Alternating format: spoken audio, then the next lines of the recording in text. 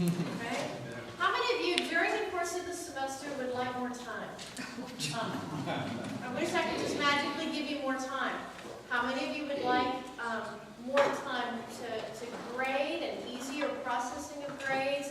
How many of you don't want to answer the same student question 18 times in a row?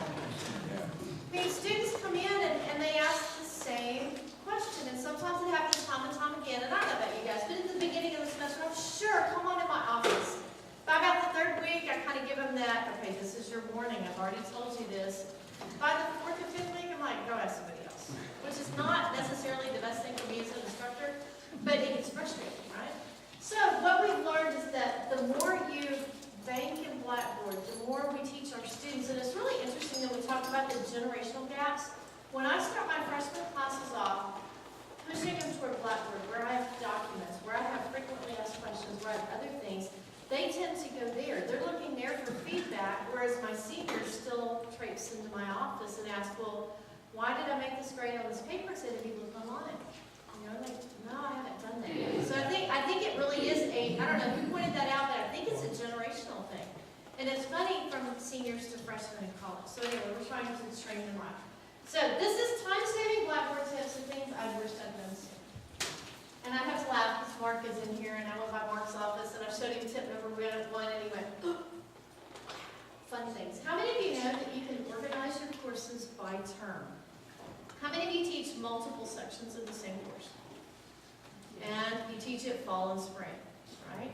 Or if you teach online, and maybe you want to use some material from that course, but when you pull up your courses, all of them come together, and you're trying to remember, okay, did I teach that this semester, or where was that activity I liked, and so forth. So let me give you 3 easy steps, and then I'm going to walk you through them. This is your bonus for the day. In Blackboard, you go to the Courses tab, and again, I'm going to show you exactly what this looks like. There's a little Settings button, and then when you go to Settings, you hit Organize by Term, and voila, it tells you what you taught during what semester.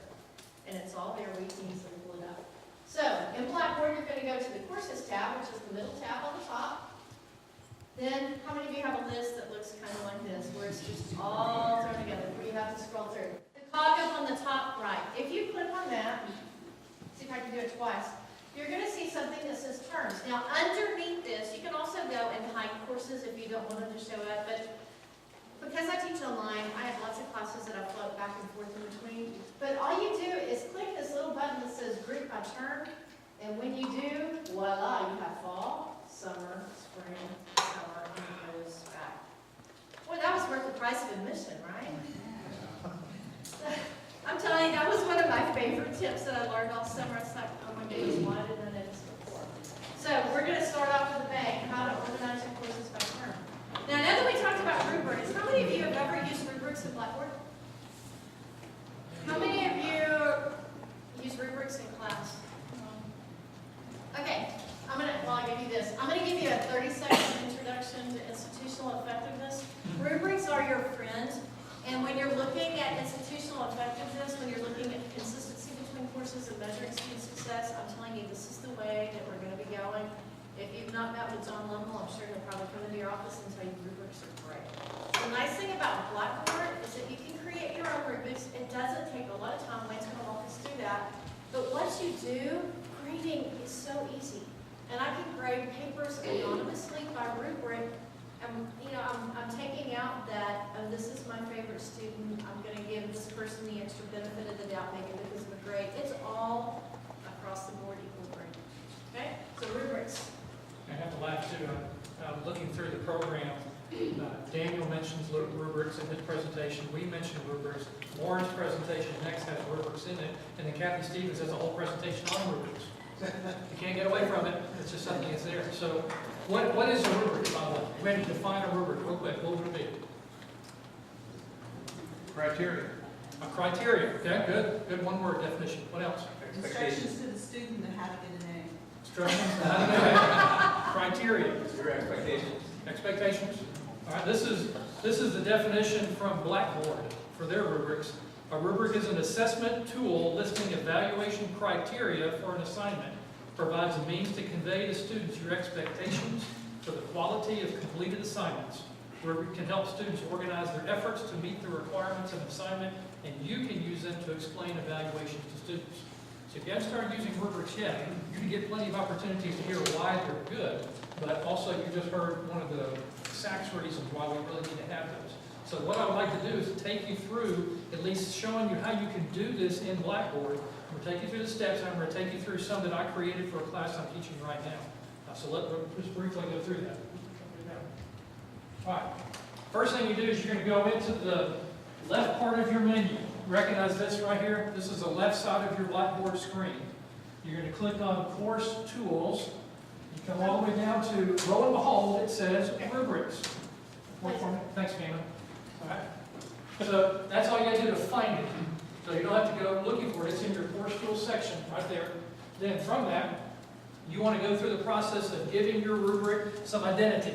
And so you're going to name your rubric itself, whatever you're going to use it for. It's an essay rubric for this class. It is an exam rubric of what I'm looking for your questions. It's an assignment rubric, whatever you want. You can put a description on there, great. Then you're going to determine how am I going to grade the students. Is it going to be points? Is it going to be percentages? How do I want to put that in? That's all part of the assignment. And I'm going to look at what is going to be part of that rubric. One of the hardest parts of using rubrics is creating them. How do I know what kinds of things I'm looking for? Well, that's all part of it. So you go through all the information itself, and you just click it in. So it's just a matter of, okay, on this paper, here are my, now when you talk about an assignment, you have certain criteria that you're looking for to grade, right? You put those pieces of that in your rubric. I want it to be turned in on time. I want grammar and punctuation to be correct. I expect these certain concepts to be covered. I expect this. And then you have levels of how you're going to evaluate that. So all of that is something that you put in, and Blackboard makes it easy for you to put it in. You saw one, those who are here for Daniels, you saw him actually use rubrics and have a setup for that. Right then, once you get all that set up, you can go back and say, well, I think I want to add something. Like, for example, this summer I added an extra row. I wasn't happy. Like Daniel made a comment, I wasn't exactly happy with my strict policy on how I did things 25, 50, 75%. I wanted a little bit more flexibility on that. So I can make some changes. And all you got to do is put in what you want, add a row. Everybody know the difference between a row and a column? Row is row your boat. You're going this way. Columns, you stand up. Okay. Sorry. And it's one of those things that students go, what is a row? Which one is the row? Which one's a column? Right? But you balance weight on that, and it's just a matter of saying, this is what I want it to look like. Pretty easy, right? Very simple. Once you submit, it's ready to go, and the best part of it, you can use it in any class you want. Once you create a rubric, it doesn't have to be for one class, it can be for many classes. And you just adapt it over and over again. So you don't have to reinvent the wheel every time. So all I'm doing is just making some changes. These are just pictures. I'm going to actually take you through and walk you through right now what actually it looks like as we go through. This is an example of a rubric at the finish. You saw some of Daniel's. Mine are very simple. What you do. And it's just a basic way for a person to see how you grade it. So I don't ever have to tell my students why they got their grade. They can look at this. And I don't have necessarily... Point up to show feedback. I can leave it up there so they can see it and just me use it, or I can make it so they can see it too. I want my students to see what the rubric is, but if I'm just using it for me, I don't have to show it to them. All right, so that's kind of a picture. Now let me go through and show you what this would look like. All right, so now I'm in my class. I need to come over to this right bar, Course Tools. Rubrics. Boom. So you can find it faster than me. All right, now, in the rubrics, here's my screen, and you'll notice in this particular class, I already have 4 rubrics established, that they're already made. In this, I can create a rubric or import a rubric. So if I'm going to create a rubric, I'm going to come up to that little bar, press that, I'm going to name it, whatever I want to name it, put in my discussion, or the description. Here's my detail, and notice here's all the setups for a rubric. A rubric, you just have to put in your information. So it gives me a couple of different things that I can work with. If I don't like those, I can change them. I can put whatever I want to have in there. Let's say instead of formatting, I want to have style. Okay, that makes whatever I want it to be. There's my weight.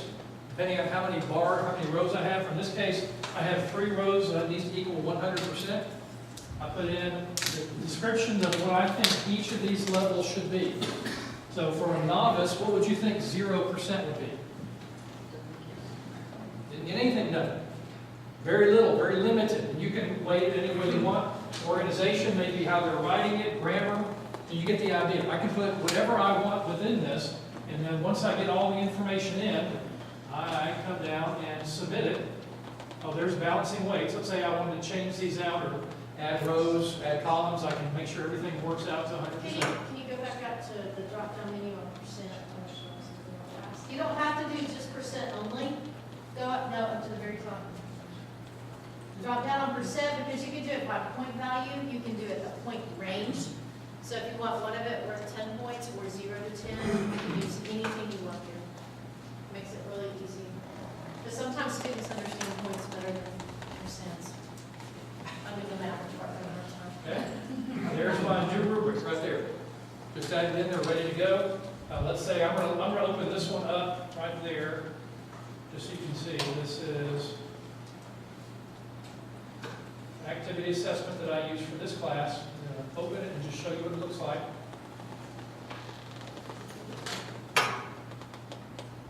And you notice my rows, I use formatting, organization, grammar for those. I have 4 categories instead of 3. This is the specific information that's addressed for, and I'm just defining what it is that I expect them to have at each level. And so it's ready to go. All right, that just gives you a picture of what it looks like. What if I have a rubric already made and I want to start using it in Blackboard? Well, all you got to do is cut and paste. You take your information, cut it and paste into these little blanks. What if I have a rubric that I created for one class and I want to use for another class? All you got to do is save it. And you just need to save it. You can export it. You don't have time to do that, but export it, put it into your content collection, pull it up again by using import.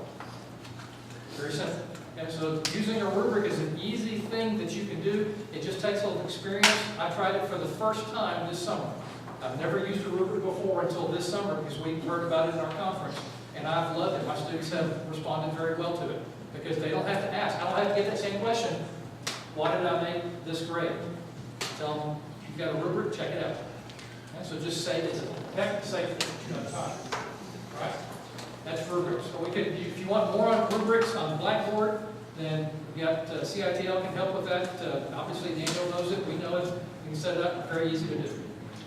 All right. I don't feel like So we just our clipper?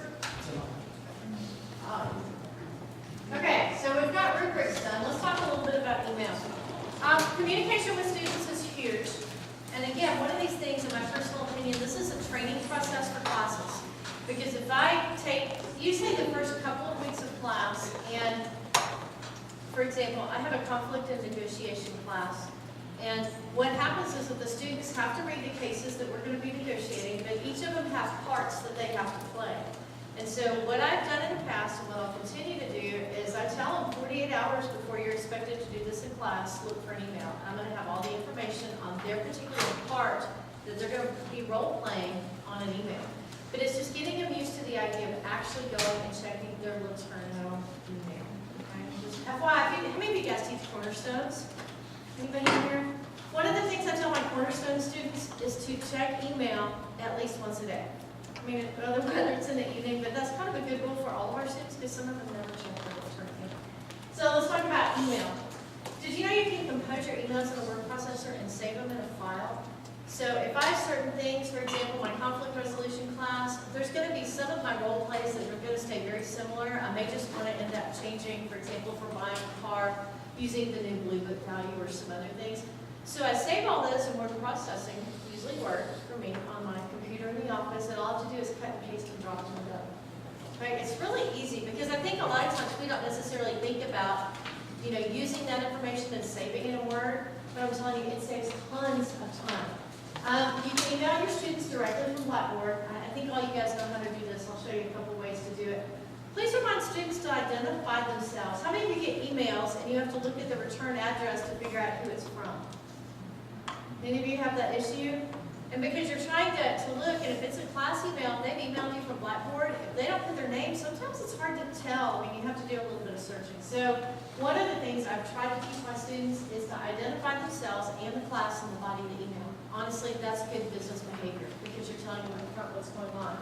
And then one of the cool things that you can do is notify students of assessments directly from the grade board. How many of you have been grading and noticed that somebody didn't turn in an assignment? Okay?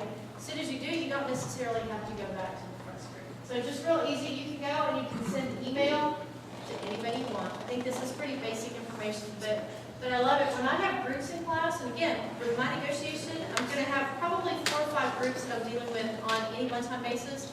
I can actually send a bulk email to that group with what they're going to be doing in class. So it just makes it nice. It saves so many questions. And then there's this nice little, how many of you knew there was an email button in the Grade Center? So some of you did, but you can directly email from the Grade Center. And again, one of the shortcuts that's really nice that you can do. Okay? One of my favorite student issues, I got locked out of a test. All right? So of course I'm like, Probably one of the most common things that IT has to deal with is students who get locked out of the Blackboard.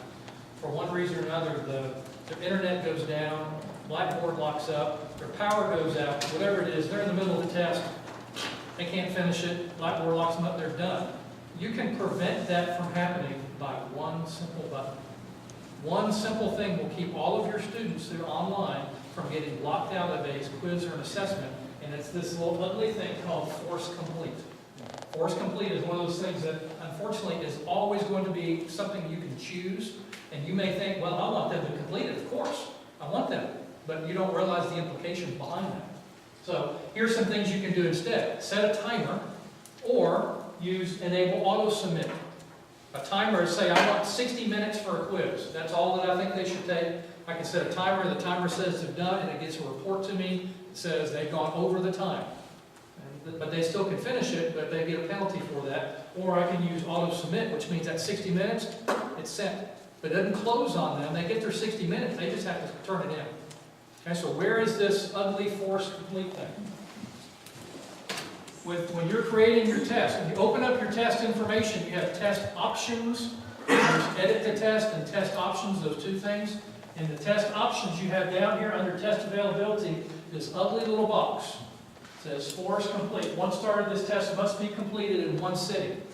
Well, I only can't even keep track of the number of students I've had to restart, open up a quiz all over again. They take one test, and instead of hitting the button that they're supposed to advance to the next question, they click submit. So they answer one question, and that's it.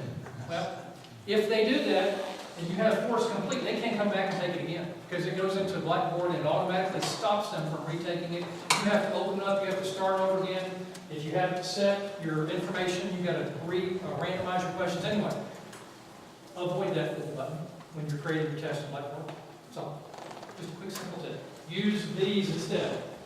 Use the timer and auto submit. It takes care of that security issue. Now, you're not going to have someone sitting next to that person who's got a watch on that you can put. Question number 1, is this person watching the watch? But at least you have something you can do. Vivian. If you don't choose for force completion, shouldn't you choose for the multiple attempts above? Because that's what they have to make IT. So you give them a certain number of attempts, or you don't need to check that. Above. Right up here, yes. Yeah, multiple attempts. I just, if it's for, let's see, Lauren, do you have the answer to that one? Typically, we would suggest that what you set timer and not using force completion. That's typically what our office would suggest. I'm not sure if IT would set something different. Ian? Just to sort of go with that, if you use the timer and they get out of the test, if the time has not expired, they can go back into that without having to check multiple attempts. Okay. So the timer will continue to go as, even if they're out of the quiz, it'll continue, the clock will continue to run. So it's not like it's just stopping the timer and they'll still get the same amount of time. So it works the same. So they'll still get the same amount of time, but then it allows them to go back into it if they get locked out. if you use multiple attempts, they can take it and make, for example, a 50 on it, and then they can go back in and retake it again. If that's You what can you choose want. the average though, and you can choose the highest. Right, and that, to me, that's just another step in the process, because I don't necessarily want them to find out what they made and then be allowed to go back and read it. Does that make sense? Yeah, I only use the one attempts, like you said, we'll give them 1 or 2 attempts, but then, and they don't have, and then I think I check off the auto submit, or something like that. But usually I just get 1 grade, because you can see everything, you can go back and check. Until the students figure out that they can take it again. Yeah, but But you would still be able to see their first submission and the grade for the first submission. Okay, let's talk about A+ assessments. I love the idea of going digital, and I do as much as I can through Blackboard. It saves me time. I do the bulk downloading where I can grade papers when I'm not near a computer, online and so forth.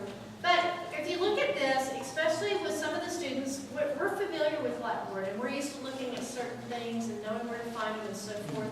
So just some general tips on this. Avoid any really high-stake assessments online, especially for brand new students. Okay, give them a quiz that's worth 10 points. Teach them where to go, where to find it, how to submit it, what to hit, in order to have their answer recorded and so forth. So try to, if you're going to have a higher point test or a higher percentage test, give them an assignment ahead of time to make sure that they know how to do it, because I've seen some of the classes where 30% writes on the final grade and it's online, and some of these kids have never done an online test. And some of it is not necessarily what they know or what they don't know, but it's just learning to use that technology. Okay? So avoid any really high-stakes objective assessments online if you've not done it before. Okay? Have them complete a practice version. This is especially true, and Daniel, I don't know if you've hit this with papers, but sometimes learning to submit a paper, sometimes Blackboard can be a little cranky. Can I say that? No. Is that okay? And so what I've told my students is that if you try to submit it, for one reason or another, maybe the browser, it may be the word processing program you use, I'll have them submit a paper, maybe just a 1-page paper, and then I'll have them change it to a PDF and submit it if they want to do it that way and so forth. So have them do a practice version of where it's going to be before the big papers due, because all of our students work so far ahead of time, and either that or I start getting emails about midnight when it's due. So try to give them a practice unit. Try to put the link in the same place as the content. And again, things that make sense in my brain don't necessarily make sense in the students' brains. So if you have, chapters 1 through 4, you have the content there, it may be a good idea just to drop the quiz or paper or whatever is due in a particular area. Once you've used an assessment, you can always reuse it along with the rubrics. Okay, you can take it, modify it, update the information, and then have them do the same thing. But save it. Don't reinvent the wheel if you don't have to. Okay? If you do this is probably the biggest thing I'm going to say besides the little sort by term button, right? Make sure you provide meaningful feedback. I think that is the one thing that our students look for, because I know what frustrates students is getting an 82 on paper with no comments. Because you're going to have those students that don't care, and then you're going to have the rest of the class that says, what do I need to do in order to make it in? Okay, so to provide some meaningful feedback. Again, I know we've said a lot about rubrics, but rubrics are critical. And just remember, just in general, there's no guarantee that they're not going to cheat online, and hopefully we've taught them the characters important and so forth. But just, again, keep in mind. And then one of my favorite that I learned the hard way, so I'm not going to talk about it. It's real simple. Don't delete anything if you can help it. What happens in Blackboard is you delete something, it's attached to a assignment grade, it goes away, and it never comes back. There is no recycle bin, there's no trash can in Blackboard, you can't go find it, it's gone. You have to start over again, and if it's tied to an assessment, you're in real trouble. So how do you get away from not doing that? Let's say here is a quiz I opened up, and here are my choices of that quiz. Don't choose that one, because once you do it, unless you get it saved in your content area, you will never find it again. It's just a bad kind of thing. Instead, on these kind of things, use your hide columns. Go in there and hide it. In the Cornerstones Master, for those of you that taught Cornerstones, we've had quizzes for a number of years that haven't ever been used, and just this year I removed all of them to make sure that we didn't need them anymore. But I had them they were hidden from the students for the last several years. But I didn't delete them until I knew for sure we weren't going to use them again. They stayed in there until, and I had to go actually delete them from the content area, not just a grade book. And so be careful with that little button right here. When you do, it doesn't give you a little message like your computer does, are you sure? It just doesn't. So be careful. All right, here's what you do instead. Going into the columns, you'll notice you've got several options that you can do, and what I can do in this is hide that column or show or hide it to users. But this is in the grade book, I can just make that choice within that. If I don't want my students to see it, or I don't want it to be part of the grade, I don't want to grade it in one particular way, I don't want it to be part of the schema, whatever you're setting it up, that's what you're looking for. So try to make sure you have that. Okay, simplify your grade center. How many of you use Blackboard for making your grades for students to see? Okay, if you don't, please do. Okay, that's probably the easiest thing, just to make sure all your grades are in there. Okay. One of the first things I want to say is this nice little show hide button. There are two different options when you look at the grade book. You can actually hide it from your grade book, and so yours is nice and simplified, but your students can still see every assessment. Okay? So make sure if there's something that you're not going to use or something that they don't need at this point in time, you use that nice little show hide button from delete. Organize the columns in a way that works best. I'll show you a nice little button that you can do that. But what I found is students like sequential grading. I thought I would be real organized and put, daily assignments in one area, quizzes in an area, papers in an area, and tests in an area. And so the students had to scroll down because they could see all those things in order to see their grade. What I found over the years is that students want this chronologically. This is where I am to this point. And again, it's one of those, depending on your students and what they're looking for and what they're trained to do, they may do something different. But organize in a way that works best. And then, one of the lessons, again, I learned the hard way, periodically download your grade center. Because every now and then, and it doesn't happen very often, I've had it happen 3 times to me, where grade center went blip and all my grades disappeared. And it's been several years, but we had some Blackboard issues, and so periodically download those grades. Because if not, what I had to do, because I had not, this is the same lesson all over, delete. But what I had to do was go back, and I tell my students to save their papers. Luckily, they had it, and I gave them their grades. So it was not fun. So make sure you periodically save. Question? How do you exactly download it? You can export your grade book. You can export your grade book. I can show you how. It's just an exporting, or it's called Work Offline, and it puts it in a file. So it drops straight into an Excel file. So you use the nice little manage column, and you can organize your assessments any way you want to grade them. And again, I try to do it to make it as easy as possible to train my students to go there. And then this is what it looks like when you go into it, and you can just move things up and down depending on what you have. Okay, last but not least. And probably the most important, as we get feedback from your teaching and evaluate your teaching, some of the things we hear from online teachers is there is a lack of presence. They really didn't feel like they got to know their teacher. They didn't feel like they spent time with their teacher itself. So what are some things that you can do? Real easily, you can make yourself present within your classes, whether they're traditional or global, by having regular announcements. And as Karen mentioned, you can take these announcements, and as I teach the same class over and over again, I save my announcements into a Word document, but into a file. And as soon as I teach that class again, I pull that same announcement out, plug it in, I adapt it for that particular year, and I just save myself 15, 20 minutes of summarizing everything I need to do because I've already taught it. Okay, so very easy, but I make sure I have announcements, and I have a minimum of 2 announcements a week. That's just announcement-wise, I'm making sure that I'm reminding them what the assignments are, what they need to do, but they need to see those things. And you in your announcements, you can put the announcement to go immediately by email to them if you really want to get them going. But they're going to know that there are new announcements have been posted, so you end up getting 2 emails. If you like doing that, that's okay. I don't know how often students start ignoring you. Do they really want your feedback in that case? But have regular emails. You saw us talk about emails. I always email my students on Thursdays if they have not posted the first discussion board on Wednesday night. I go through Thursday morning, whoever hasn't no postings, they get an immediate email from me saying, you didn't post, I want you to be posting.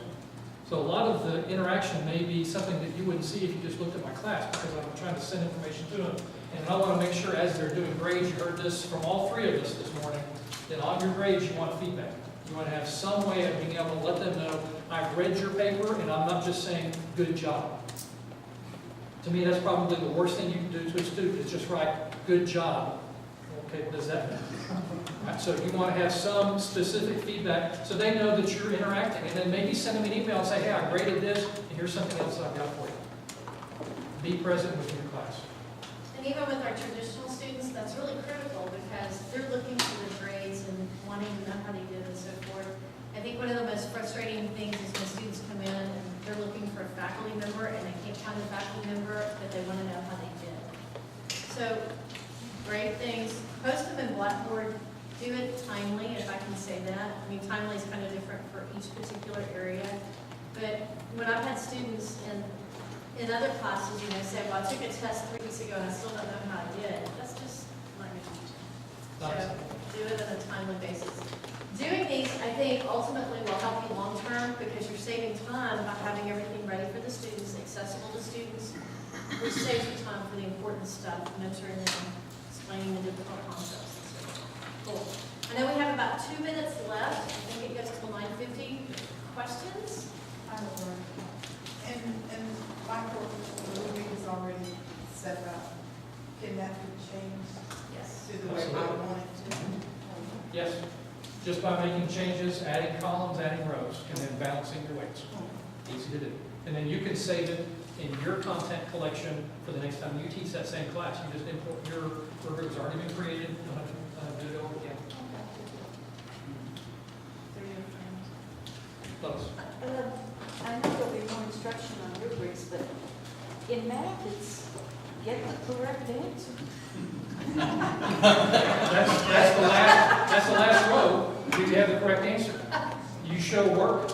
How is the work established within that? What steps are you doing? You have each step, and is each step done in the correct way? That varies by students. Some of them want to show me a lot more work than they would have to, and they get the right answer, and we check for done mistakes. Okay, congratulations, Lois. Now you've identified one subject matter where rubrics may not always be appropriate. I think rubrics would be appropriate on subjective type material, but objective type material, I'm sorry, it's either right or it's not. Not everything works for everybody. Well, I can say that somebody who works in the same type of field as Lois, that there is this question of what portion of the credit comes from showing work and what portion comes from getting the right answer. I've always had it felt 80% of the credit may be getting going to 4 to 5, we don't get questions need for work. And about 1 to 5, we don't see getting the right answer. I'll get students who are both directions. Some students are surprised they get down. Others are surprised they get all of them. Remember, you got 2 good rows. Even though there's really a better point, there's some cues. You just have to be defined under a column of exactly what you're expecting. Bruce, did you have a question? No, he's not having a question. All right. Okay, if you have questions, come and see us. Come and see Daniel. Or come see the idea. It's a nice way to do it.